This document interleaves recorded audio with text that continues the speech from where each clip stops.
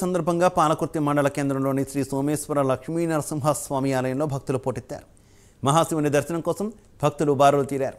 ఆలయంలో గణపతి పూజతో మహాశివరాత్రి బ్రహ్మోత్సవాలు ప్రారంభమయ్యాయి. పాలకుర్తి ఎమ్మెల్యే యశస్విని రెడ్డి ఆలయంలో ప్రత్యేక పూజలు నిర్వహించి స్వామివారిని దర్శించుకున్నారు.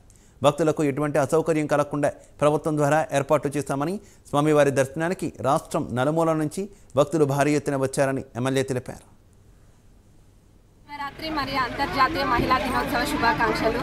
ఈరోజు ఇక్కడ మా పాలకుర్తి నియోజకవర్గంలోని సోమేశ్వర స్వామి టెంపుల్కి వచ్చి దర్శించుకోవడం జరిగింది. మరి ఇక్కడ ఏర్పాట్లన్నీ కూడా నేను వచ్చి పరిశీలించిన. ఇక్కడ ఎట్లా ప్రజలకు అన్ని ఏర్పాట్లు ఎట్లున్నాయి, ఏమైనా లోటు ఎక్కడైనా కలిగేటట్టుందా అట్లా అని చెప్పి పరిశీలించడం జరిగింది.